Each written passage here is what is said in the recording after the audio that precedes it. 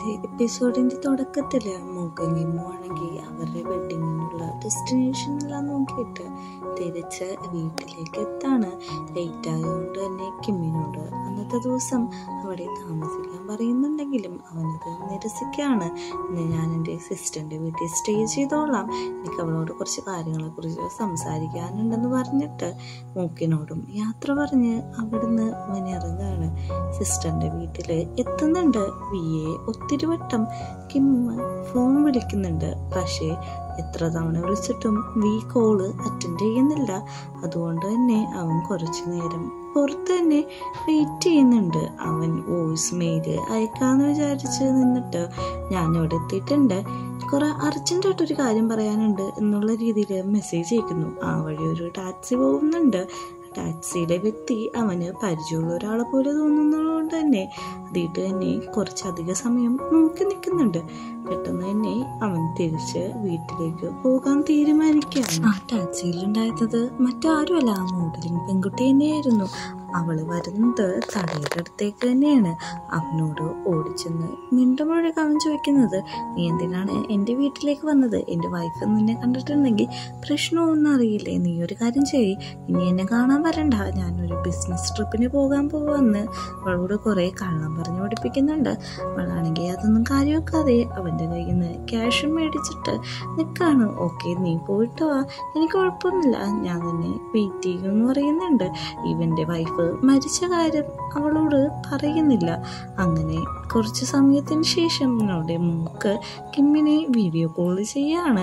എന്നിട്ട് കിമ്മ് പറയുന്നുണ്ട്, ഞാൻ പെട്ടെന്ന് തന്നെ വീടെത്തി, ചേച്ചിയുടെ അടുത്ത് പോയപ്പോൾ ചേച്ചി ഉറങ്ങാന്ന് തോന്നുന്നു, എടുത്തില്ല എന്ന് പറയുന്നുണ്ട് കോള്. അങ്ങനെ അവര് രണ്ടുപേരും കൂടി വീഡിയോ കോൾ ചെയ്ത് അവരുടേതായ രീതിയിലുള്ള സംസാരിച്ചുകൊണ്ടിരിക്കുന്ന ഇടയ്ക്ക് തന്നെ അങ്ങോട്ട് കയറി വരുന്നുണ്ട്. തടയിനെ കണ്ട ഉടനെ തന്നെ കിമ്മ് ചോദിക്കുന്നുണ്ട്, എന്താണ് ഇങ്ങോട്ട് വന്നേന്ന്. അവൻ പറയുന്നുണ്ട്, ബിസിനസ് ട്രിപ്പ് കഴിഞ്ഞാണ് ഞാൻ വന്നത്, അതുകൊണ്ട് തന്നെ ഈ വീണെ ശല്യപ്പെടുത്തണ്ടെന്ന് വിചാരിച്ചാണ് ഇങ്ങോട്ട് വന്നത്.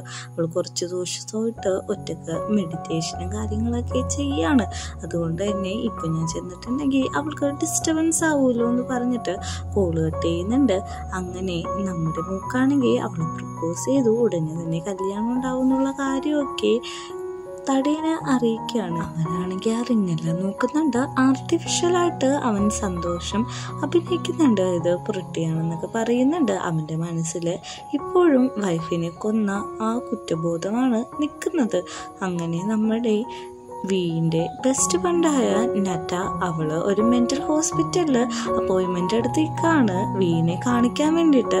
കുറെ നേരം അവള് വീക്ക് അവിടെ ഇരുന്ന് വെയിറ്റ് ചെയ്യുന്നുണ്ട്. നെക്സ്റ്റ് സീനെ നമ്മളെ കാണിക്കുന്നത് മൂക്കും കിമ്മും കൂടിയാണെങ്കിൽ അവരുടെ വെഡിങ് ഡ്രസ്സ് എടുക്കാൻ പോകുമ്പോഴേക്കും അങ്ങോട്ട് പാക്ക് വരുന്നുണ്ട്. പാക്കാണെങ്കിൽ മൂക്കിന് ജലസാവുന്ന രീതിയിലാണ് കിമ്മിനോട് ബിഹേവ് എല്ലാം ചെയ്തുകൊണ്ടിരിക്കുന്നത്. ഇത് കണ്ടിട്ട് മൂക്കിന് ഒട്ടും തന്നെ ഇഷ്ടപ്പെടുന്നില്ല. അങ്ങനെ അവര് ഡ്രസ്സ് സെലക്ട് ചെയ്യാനായിട്ട് ചെല്ലുന്നത് പാക്കിന്റെ കടയിലാണ്. പാക്ക് അവരോട് പറയുന്നുണ്ട്, ഫ്രീ ആയിട്ട് ഏത് ഡ്രസ്സ് വേണമെങ്കിലും എടുത്തോ, എൻ്റെ ഫ്രണ്ട്സിന്റെ കല്യാണത്തിന് എനിക്ക് ഇതാണ് ചെയ്യാൻ പറ്റുള്ളൂ എന്ന് പറയുന്നുണ്ട്. മൂക്കിനത് ഇഷ്ടപ്പെടുന്നില്ലെങ്കിലും വേറെ വഴിയില്ലാതെ സമ്മതിക്കുന്നുണ്ട്. ഇവര് രണ്ടുപേരും ഇങ്ങനെ കപ്പിൾസായിട്ട് നിൽക്കുന്നത് കാണുമ്പോൾ തന്നെ നമ്മുടെ പാക്കിന് അതൊന്നും ഇഷ്ടപ്പെടുന്നില്ല. മൂക്കാണെങ്കിൽ അവള് പറയുന്ന ഓരോ കാര്യത്തിനും തിരിച്ച് മറുപടി പറഞ്ഞുകൊണ്ടിരിക്കുകയാണ്. അങ്ങനെ അവര് ഡ്രസ്സ് ഇടാൻ പോകുമ്പോൾ പാക്കിന്റെ ഫ്രണ്ട് വന്നിട്ട് ചോദിക്കുന്നുണ്ട്, നിനക്ക് അവരെ ഇഷ്ടമല്ല, കല്യാണം നടത്താൻ താല്പര്യമില്ല, പിന്നെ നീ എന്തിനാണ് ഇങ്ങനെയൊക്കെ ചെയ്യുന്നത്, ഇതൊരു തുടക്കം മാത്രമാണോ എന്ന് ചോദിക്കുന്നുണ്ട്. അതേന്നുള്ള രീതിയിലാണ് പാക്ക് അവിടെ നിൽക്കുന്നത്. ഇവർ രണ്ടുപേരും കല്യാണം കഴിക്കുന്നതിൽ അവൾക്ക് യാതൊരു താല്പര്യവുമില്ല. നമ്മുടെ നത്തയാണെങ്കിൽ കുറേ നേരം വെയിറ്റ് ചെയ്തതിന് ശേഷം വീണെ കോൾ ചെയ്യുന്നുണ്ട്. എത്ര വിളിച്ചിട്ടും വീണ്ടും കോള് എടുക്കുന്നില്ല. വോയിസ് മെസ്സേജ് അയക്കാമെന്ന് വിചാരിക്കുമ്പോഴേക്കും അതും സെൻഡ് ആവുന്നില്ല. അങ്ങനെ നമ്മുടെ തടയാണെങ്കിൽ ഹോട്ടൽ റൂമിൽ ന്യൂസ് വെച്ചുകൊണ്ടിരിക്കുകയാണ്. ഈ ന്യൂസ് പുറത്തു വന്നിട്ടുണ്ടോ എന്ന് അറിയാൻ വേണ്ടി അവൻ ഓരോ ചാനൽ മാറ്റി നോക്കുന്നുണ്ടെങ്കിലും ഒന്നും തന്നെ അതിൽ കാണുന്നില്ല. ആ സമയത്താണ് നദ അവൻ്റെ ഫോണിലേക്ക് വിളിക്കുന്നത്. ഫോൺ എടുത്ത ഉടനെ അവൻ ചോദിക്കുന്നുണ്ട് എന്താണ് കാര്യമെന്ന് ചോദിക്കുമ്പോഴേക്കും ഞാൻ വീന് കുറേ പ്രാവശ്യം വിളിച്ചായിരുന്നു, കുറച്ച് ദിവസമായി വീ ഫോൺ എടുക്കുന്നില്ല എന്ന് പറയുമ്പോൾ അവൾ മെഡിറ്റേഷനിലാണ്, അവൾ ഒറ്റക്ക് കുറച്ച് ടൈം സ്പെൻഡ് ചെയ്ത് ഇരിക്കുകയാണെന്ന് പറയുമ്പോൾ എന്നാൽ ഞാൻ വീട്ടിൽ പോയി നോക്കാമെന്ന് പറയുമ്പോഴേക്കും നീ വീട്ടിൽ പോയി നോക്കണ്ട, അവളിപ്പോൾ ഒറ്റയ്ക്കിരിക്കുകയല്ലേ, അവളുടെ മനസ്സ് ഒന്ന് ശാന്തമാകട്ടെ, ഡിപ്രഷനൊക്കെ ഒന്ന് മാറട്ടെ എന്ന് പറയുന്നുണ്ട്. എന്ത് വന്നാലും വീട്ടിലേക്ക് പോകരുതെന്ന് നടേനെ അവൻ പറഞ്ഞു പഠിപ്പിക്കുന്നുണ്ട്. അങ്ങനെ രാത്രിയാവുമ്പോഴേക്കും മൂക്കും കിമ്മും കൂടി ഫുഡ് കഴിക്കാനിരിക്കുകയാണ്. അവർ സംസാരിക്കുന്നത് വീനെ പറ്റിയാണ്. അവൾക്ക് ഡിപ്രഷൻ ഉണ്ടെങ്കിലും അത് പെട്ടെന്ന് തന്നെ മാറും, അതത്ര വല്ല അസുഖമല്ല, ആ രീതിയിലാണ് സംസാരിച്ചുകൊണ്ടിരിക്കുന്നത്. അങ്ങനെ നെക്സ്റ്റ് സീനിൽ നമ്മുടെ തടയാണെങ്കിൽ ഹോട്ടൽ റൂമിൽ ഇരുന്നിട്ട് ഭയങ്കരമായിട്ട് മദ്യപിക്കുകയാണ് എന്നാണ് ഈ ന്യൂസ് പുറത്തു വരുന്നതെന്നുള്ള രീതിയിലാണ് അവൻ അവിടെ ഇരുന്ന് ചിന്തിക്കുന്നത്. അങ്ങനെ രാത്രിയാവുമ്പോഴേക്കും കിമ്മിന് മൂക്ക് കോൾ ചെയ്യുന്നുണ്ട്. എല്ലാ സംസാരത്തിനും ഒടുവിൽ കിമ്മ് അവിടെ കിടന്ന് ഉറങ്ങാണ്. അവൻ ഉറക്കം വരുന്നില്ലെങ്കിലും അവൻ പാടുപെട്ട് കിടന്ന് ഉറങ്ങുന്നുണ്ട്. അപ്പോഴാണ് വാതിലാരോ ബെല്ലടിക്കുന്ന ഒച്ച കേൾക്കുന്നത്. അവൻ പുറത്തു പോയി നോക്കുമ്പോഴേക്കും വീണയാണ് കാണുന്നത്. എന്താണ് ഇത്ര രാത്രി വന്നേക്കുന്നതെന്ന് ചോദിക്കുന്നുണ്ട്. ഞാനൊരു കാര്യം പറയാൻ വന്നത്, നീ ഒരു അങ്കിളാവാൻ പോവാണ്, എനിക്ക് ഒരു കുട്ടി ഉണ്ടാകാൻ പോവാന്നുള്ള സന്തോഷ വാർത്ത അവൾ പറയുന്നുണ്ട്. ഇത് കേൾക്കുന്ന നമ്മുടെ കിമ്മിന് ഭയങ്കര സന്തോഷമാവുന്നുണ്ട്. അവനാണെങ്കിൽ തുള്ളിച്ചാടാണ്, വയറ്റിലേക്ക് തൊട്ട് തലോടി നോക്കുന്നുണ്ട്. പെട്ടെന്നാണ് നമ്മുടെ കിമ്മ് അവളുടെ നെറ്റിയിലേക്ക് നോക്കുന്നത്. അവിടെ ഒരു ഷൂട്ട് ചെയ്തതിൻ്റെ പാടുണ്ടാവും. അവൾ ചോദിക്കുന്നുണ്ട് ആരാണ് നിന്നെ ഹേർട്ടാക്കിയതെന്ന് ചോദിക്കുമ്പോഴേക്കും ഞാൻ നിന്നെ ഒത്തിരി ഇഷ്ടപ്പെടുന്നുണ്ട്, എനിക്ക് നിന്നെ ഒത്തിരി ഇഷ്ടമാണ്, എൻ്റെ ജീവിതത്തിൽ നീ പ്രഷ്യസ് ആണ് എന്നുള്ള കാര്യങ്ങളെല്ലാമാണ് വീ പറയുന്നത്. ഈ സ്വപ്നം കണ്ടുകൊണ്ടാണ് നമ്മുടെ കിമ്മ് ഞെട്ടിയെണീക്കുന്നത്. എണീറ്റുടനെ തന്നെ അവന് എന്തോ ടെൻഷനായിട്ട് പെട്ടെന്ന് തന്നെ വീന് കോൾ ചെയ്ത് നോക്കുന്നുണ്ട്. എത്ര വിളിച്ചിട്ടും വീ കോള് അറ്റൻഡ് ചെയ്യുന്നില്ല. അപ്പോൾ തന്നെ അവൻ അവിടെ നിന്ന് റെഡിയായിട്ട് വീണ്ടും വീട്ടിലേക്ക് പോവുകയാണ്. ഡ്രൈവ് ചെയ്യുമ്പോഴും അവന് വീണ്ടും ചിന്തകളാണ് വരുന്നത്. അവൾക്കെന്തോ അപകടം പറ്റിയിട്ടുണ്ടെന്ന് അവന് മനസ്സിലാവുന്നുണ്ട്. നമ്മുടെ മൂക്ക് രാത്രി വെള്ളം കുടിക്കാൻ ഉറക്കത്തിൽ നിന്ന് എണീറ്റ് വരുമ്പോഴേക്കും അവിടെ തട ഒരു ലഗേജൊക്കെ ഇട്ട് വരുന്ന കാണുന്നു. നീ എന്താണ് ഈ സമയത്തെന്ന് നോക്കുമ്പോഴേക്കും ഞാൻ എൻ്റെ വർക്ക് കഴിഞ്ഞ് വന്നതാണ്, അവളെ ശല്യപ്പെടുത്തണ്ടല്ലോ എന്ന് വിചാരിച്ചിട്ടാണ് ഇങ്ങോട്ട് വന്നതെന്ന് പറയുമ്പോഴേക്കും അതിനെന്താ, നിനക്ക് എപ്പോൾ വേണമെങ്കിലും വരാമല്ലോ, നീ എൻ്റെ ബ്ലഡ് ബ്രദർ അല്ലേ, നമുക്ക് ഒരുമിച്ച് ജീവിക്കാം, അങ്ങനത്തെ കാര്യങ്ങളൊക്കെ അവർ പറയുന്നുണ്ട്. വീനെ പറ്റി സംസാരിക്കുന്നുണ്ട്. വിളിച്ചിട്ട് കോൾ എടുക്കാത്ത കാര്യം അവൾ ഓർമ്മിപ്പിക്കുന്നുണ്ട്. നമ്മുടെ കിമ്മാണെങ്കിൽ അവളുടെ വീട്ടിൻ്റെ മുമ്പിൽ പോയി നിന്നിട്ട് വീനെ വിളിക്കുന്നുണ്ട്. വിളിച്ചിട്ട് കിട്ടാതെ ആകുമ്പോഴേക്കും അവൻ വീട്ടിൻ്റെ ഉള്ളിലേക്ക് കയറി ചെല്ലാണ്. വീട്ടിൻ്റെ ഉള്ളിലേക്ക് കയറിയ കിമ്മ് കാണുന്നത് സ്വന്തം സഹോദരി മരിച്ചു കിടക്കുന്നതാണ്. ഇത് കാണുന്ന കിമ്മ് ഒത്തിരി തളർന്നു പോകുന്നുണ്ട്. അവന് അവിടെ നിന്ന് വീനെ വിളിച്ച് കരയാണ്. നെക്സ്റ്റ് സീനിൽ നമ്മളെ കാണിക്കുന്നത് പോലീസ് ഓഫീസേഴ്സ് എല്ലാവരും വന്നിട്ട് അവിടെ ചെക്ക് ചെയ്യാണ്.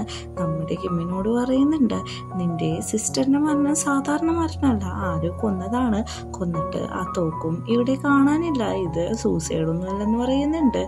തടയാണെങ്കിൽ ഭയങ്കര രീതിയിൽ ആക്ട് ചെയ്യാണ്, എൻ്റെ ഭാര്യ മരിച്ചെന്നൊക്കെ ഉള്ള രീതിയിൽ. ഇത് കണ്ടോട്ട് എല്ലാവരും നിൽക്കുന്നുണ്ട്. അവൾ എന്തിനാണ് ഇങ്ങനെയൊക്കെ ചെയ്തത്, എന്നെ ഒറ്റക്കാക്കി പോയത് എന്തിനാണെന്നൊക്കെയാണ് തട ചോദിക്കുന്നത്. അങ്ങനെ പോലീസുകാർ ഓരോരുത്തരായിട്ട് ക്വസ്റ്റ്യൻ ചെയ്യാണ്. എല്ലാവരും അവരോരുടെ കാര്യങ്ങൾ പറയുന്നുണ്ട്. നമ്മുടെ മൂക്ക് പറയുന്നുണ്ട് അവർ തമ്മിൽ യാതൊരു പ്രശ്നമില്ല, ഹസ്ബൻഡും വൈഫും ഭയങ്കര സ്നേഹത്തിലാണെന്നൊക്കെ. അങ്ങനെ ക്വസ്റ്റ്യൻ എല്ലാം ചെയ്ത് കഴിഞ്ഞിട്ട് അവർ പുറത്ത് നിൽക്കുകയാണ്. അവിടെ നിൽക്കുമ്പോൾ മൂക്ക് വയ്ക്കുന്നുണ്ട്. എങ്ങോട്ടാണ് പോകുന്നത്, ഞാൻ വീട്ടിട്ടാണ് പോകുന്നത്, എനിക്ക് കുറച്ച് നേരം ഒറ്റയ്ക്ക് ഇരിക്കണമെന്ന്. അപ്പോഴാണ് നട്ട അങ്ങോട്ട് വന്നിട്ട് കിമ്മിനോട് പറയുന്നത് എനിക്ക് നിന്നോട് കുറച്ച് കാര്യങ്ങൾ സംസാരിക്കാനുണ്ടെന്ന്. ഇപ്പം പറ്റത്തില്ല, വേറൊരു ദിവസം സംസാരിക്കാമെന്ന് പറയുന്നുണ്ട്. ഇവിടെ പറയുന്ന കാര്യം തട നല്ല രീതിക്ക് തന്നെ ശ്രദ്ധിക്കുന്നുണ്ട്. ഇന്നത്തെയാണെങ്കിൽ തടയണ ഒരുമാതിരി ദേഷ്യപ്പെട്ട് നോക്കിയിട്ടാണ് അവിടേക്ക് പോകുന്നത്. അവർക്ക് എന്തോ കാര്യങ്ങളൊക്കെ അറിയാമെന്നാണ് തോന്നുന്നത്. അതായത് ഇവരുടെ റിലേഷൻഷിപ്പിനെ പറ്റിയും വീട്ടിൽ തടയുടെ എടുക്ക് നടക്കുന്ന കാര്യങ്ങളെ പറ്റിയൊക്കെ അങ്ങോട്ട് പാക്കം വരുന്നുണ്ട്. അവൾ ഓവറായിട്ട് അവനെ മേത്ത് തൊട്ടൊക്കെയാണ് സംസാരിക്കുന്നത്. പെട്ടെന്ന് തന്നെ കൈതട്ടി മാറ്റിയിട്ട് പറയുന്നുണ്ട് എനിക്ക് ഒറ്റയ്ക്ക് ഇരിക്കണം, ഞാൻ വീട്ടിൽ പോവാണ്, നീ എൻ്റെ കാര്യത്തിലൊന്നും ഇടവരുത്, എൻ്റെ അടുത്തുനിന്ന് പോകുക പോകാനായിട്ട് അവൻ ദേഷ്യപ്പെട്ടു പറയുന്നുണ്ട്. ഇത് പാക്കിനും ഒത്തിരി സങ്കടമാവുന്നുണ്ട്. അങ്ങനെ രാത്രിയാവുമ്പോഴേക്കും ആരുമില്ലാന്ന് ഉറപ്പുവരുത്തിയിട്ട് തട ആ മർഡർ നടന്ന സ്ഥലത്തേക്ക് ചെല്ലാണ്. അവിടെ കുറെ തപ്പുന്നുണ്ട്. അന്ന് ആ തോക്ക് അവളുടെ കയ്യിൽ അവൻ തിരിച്ച് വെച്ചു കൊടുത്തതാണല്ലോ, അത് എവിടെ പോയെന്നാണ് അവൻ തപ്പിക്കൊണ്ടിരിക്കുന്നത്. അവൻ ഒത്തിരി അവിടെ തപ്പുന്നുണ്ടെങ്കിലും ആ തോക്ക് അവിടെയൊന്നും കാണുന്നില്ല.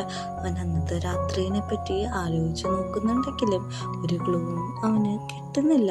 അങ്ങനെ നമ്മുടെ കിം തിരിച്ച് വീട്ടിലൊറ്റക്ക് വരുന്നുണ്ട്. അവൻ വന്നിരുന്നിട്ട് ചേച്ചിയുടെ പഴയ ഫോട്ടോസും കാര്യങ്ങളെല്ലാം അവൻ ഫോണിൽ കണ്ടിട്ട് കരഞ്ഞുകൊണ്ടിരിക്കുകയാണ്. അത് കാണുമ്പോൾ പണ്ടത്തെ കാര്യങ്ങളെല്ലാം അവൻ ആലോചിക്കുന്നുണ്ട്. ചേച്ചി പണ്ട് തനിക്ക് പാർട്ട് ടൈം ജോബ് ചെയ്ത് പൈസ തരുന്നതും എക്സ്പെൻസീവ് ആയിട്ടുള്ള ഗിഫ്റ്റുകളെല്ലാം മേടിച്ചു തന്ന് അവനെ സ്റ്റഡിയിലൊക്കെ ഹെൽപ്പ് ചെയ്യുന്ന കാര്യങ്ങളൊക്കെയാണ് അവൻ ആലോചിക്കുന്നത്. ഇതെല്ലാം ആലോചിച്ച് അവൻ ഒത്തിരി കരയുന്നുണ്ട്. ചേച്ചി പണ്ട് പറഞ്ഞിട്ടുണ്ടായിരുന്നു നമ്മൾ റിച്ചായിട്ട് ഒരുമിച്ച് താമസിക്കണമെന്നൊക്കെ. ആ കാര്യമെല്ലാം ആലോചിച്ചാണ് അവൻ കരയുന്നത്. ഞാൻ ആ പ്രോമിസ് പാലിച്ചു, പക്ഷെ ചേച്ചി എൻ്റെ ഒപ്പം കുറേ നാള് ഇട്ടായില്ലല്ലോ എന്ന് പറഞ്ഞ് കരയുമ്പോഴേക്കും തന്നെ അവനൊരു ഫോൺ കോൾ വരാണ്. ഫോൺ കോള് അറ്റൻഡ് എടുത്തതും ചോമായിരിക്കും. അവൻ പറയുന്നുണ്ട്, നിന്റെ ചേച്ചി 2 മാസം പ്രഗ്നന്റ് ആയിരുന്നു, അത് മാത്രമല്ല 1 വീക്ക് പഴക്കമുണ്ട്. ഇതൊരു സൂസൈഡ് അല്ല, ഇതൊരു കൊലപാതകമാണെന്നുള്ള കാര്യം. അവൻ്റെ ചേച്ചി പ്രഗ്നന്റ് ആയിരുന്നു എന്ന് അറിയുമ്പോൾ തന്നെ അവൻ കരഞ്ഞ് തളർന്നു പോകാണ്. അത് മാത്രമല്ല ചേച്ചിയുടെ ബോഡി 1 വീക്ക് ആയതും അവന് ഭയങ്കര സങ്കടമാവുന്നുണ്ട്. കാരണം അന്ന് രാത്രി അവൻ അവിടെ ചെന്നതായിരുന്നല്ലോ. അവൻ കരയുന്നുണ്ട്, ഞാനെന്നാ വീട്ടിൽ കയറിയിരുന്നെങ്കിൽ എൻ്റെ ചേച്ചിനെയും കുഞ്ഞിനെയും എനിക്ക് രക്ഷിക്കാൻ പറ്റിയേനെന്ന്. ടി വിയിൽ ന്യൂസ് വരുന്നുണ്ട്. അത് കണ്ട് ദേഷ്യം വന്നവൻ ടി വി അടിച്ച് പൊട്ടിക്കുമ്പോൾ ടി വിയുടെ ഉള്ളിൽ ഒരു കൈ വരുന്നുണ്ട് പുറത്തേക്ക്. അങ്ങനെ നമ്മുടെ തടയുടെ കാണിക്കുമ്പോൾ അവന് മോഡലും പെൺകുട്ടിയുടെ അടുത്തേക്കാണ് ചെല്ലുന്നത്. അവൾ ചോദിക്കുന്നുണ്ട് ഭാര്യയുടെ ഫ്യൂണൽ ചടങ്ങൊക്കെ എങ്ങനെ ഇരിക്കുന്നു എന്ന് ചോദിക്കുമ്പോഴേക്കും അവൾ ഇതുവരെ വിട്ടുകിട്ടിയിട്ടില്ലല്ലോ, എക്സാമിന് കൊണ്ടുപോയേക്കണില്ലേ എന്ന് പറയുന്നുണ്ട്. എനിക്ക് വിശക്കുന്നുണ്ട്, നീ എന്തെങ്കിലും ഫുഡ് മേടിച്ചിട്ട് വാ, എൻ്റെ കീ കാറിലുണ്ട് എന്ന് പറയുന്നുണ്ട്. അവള് പൈസ തരാൻ പറയുന്നുണ്ട്. പൈസ വെച്ചിട്ടുള്ള പേഴ്സും കാറിൽ തന്നെ ഉണ്ട്, അവിടെ പോയി നീ എടുത്തോളാൻ പറഞ്ഞിട്ട് അവളെ അവിടെ നിന്ന് പറഞ്ഞു വിടാണ്. ഇവളാണെങ്കിൽ ഇവൻ്റെ ക്യാഷ് അടിച്ചെടുക്കാനുള്ള ഒരു ഉദ്ദേശം മാത്രമേ ഉള്ളൂ. അവള് കാറിട്ട് പോകുമ്പോഴേക്കും അവൾ ആലോചിക്കുന്നുണ്ട്, ഭാര്യ മരിച്ചിട്ട് കുറച്ച് ദിവസം പോലും ആയില്ല, അപ്പോഴേക്കും എന്നെ തേടി വന്നേക്കുന്നു എന്ന് പറഞ്ഞിട്ട് അവള് കാറുകളും വാലറ്റിന് വേണ്ടിയിട്ട് സെർച്ച് ചെയ്യുമ്പോൾ അതിൻ്റെ ഉള്ളിൽ നിന്ന് ഒരു ഗണ്ണ് കിട്ടുന്നുണ്ട്. അപ്പോൾ അവളുടെ കൈയും കാലും വിറക്കുന്നുണ്ട്. അവള് ആ ന്യൂസിൽ വന്ന കാര്യമാണ് ആലോചിക്കുന്നത്. ആ മൃതദേഹത്തിന്റെ നെറ്റിയിൽ ഒരു ഗൺ ഷൂട്ട് ചെയ്ത ഒരു മുറിവുണ്ടായിരുന്നു. അവളുടെ കാര്യം ആലോചിക്കുന്നുണ്ട്. അന്ന് രാത്രി തടേനെ കാണാനായിട്ട് വീണ്ടും തടേന്റെ വീട്ടിന്റെ ഫ്രണ്ടിൽ പോയി നിന്നതും അവിടെ പോയി നിന്നപ്പോൾ നിന്നോട് ആരാണ് അങ്ങോട്ട് പോകാൻ പറഞ്ഞത്, നേരകം എന്നെ കാണാൻ വേറെ സ്ഥലത്തേക്ക് വരാൻ പറഞ്ഞ കാര്യമൊക്കെ അവൾ ആലോചിച്ചെടുക്കുന്നുണ്ട്. രാത്രിയായിട്ടും മൂക്കിന്റെ കയ്യില് പരിക്ക് കിമ്മ് വെച്ചു കൊടുക്കണം. മൂക്കാണല്ലോ ടി വിയുടെ ഇടയിൽ കൈവച്ചത്, നിനക്ക് ഞാനുണ്ട്, നീ ഇങ്ങനെ സങ്കടപ്പെടരുന്നു എന്നൊക്കെ ഒത്തിരി പറയുന്നുണ്ട്. തിരിച്ചു വരുന്ന മോഡലും പെൺകുട്ടിയാണെങ്കിൽ ഫുഡ് അവിടെ വെക്കുമ്പോൾ തട ചോദിക്കുന്നുണ്ട് പൈസ കിട്ടിയോന്ന്. ആ കാറിൽ നിന്ന് കിട്ടിയെന്നാണ് പറയുന്നത്. അവൾ ഒന്നും മിണ്ടാതെ വാഷ്റൂമിട്ട് പോകുന്നുണ്ട്. വാഷ്റൂമിൽ ചെല്ലുമ്പോഴാണ് അവളുടെ ശ്വാസം ഒന്ന് നേരെയാവുന്നത് തന്നെ. അവള് ഡോറ് പയ്യെ ഒച്ചുണ്ടാക്കാതെ പൂട്ടിയിട്ട് ആ ഗണ്ണ് എടുക്കുന്നുണ്ട്. അവളൊരു തുണി പൊതിഞ്ഞാണ് അത് കൊണ്ടിരുന്നത്. ബാത്റൂമിൻ്റെ പൊക്കത്തെ ഷെൽഫിൽ അവളത് ഒളിപ്പിച്ച് വെക്കാണ്. പിറ്റേ ദിവസം രാവിലെ ആവുമ്പോഴേക്കും കിമ്മ് നേരത്തെ എണീറ്റിട്ടുണ്ടാവും. മൂക്കെണീക്കുമ്പോൾ കിമ്മ് പറയുന്നുണ്ട്, നീ കുറച്ച് നേരവും കൂടി ഉറങ്ങിക്കോ, ഇന്നലെ രാത്രി ഉറങ്ങിയിട്ടില്ലല്ലോ എന്ന്.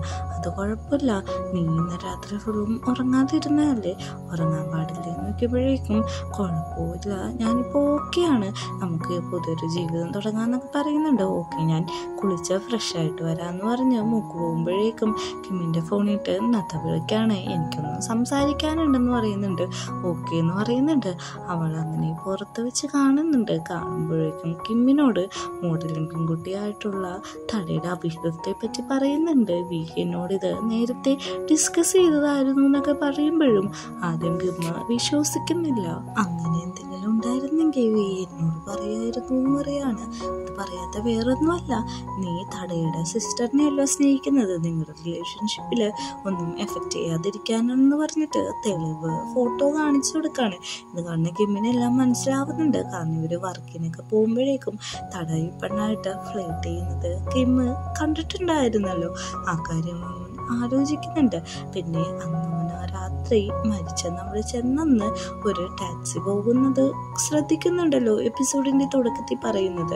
അപ്പോഴേക്കും അവൻ ശ്രദ്ധിക്കുന്നതും അവന് പരിചയമുള്ളതും ഈ മോഡലും പെൺകുട്ടി തന്നെ ആയിരുന്നു എന്ന് അവന് മനസ്സിലാവുന്നുണ്ട്. ഈ സീൻ കാണിച്ചാണ് രണ്ടാമത്തെ എപ്പിസോഡ് അവസാനിക്കുന്നത്.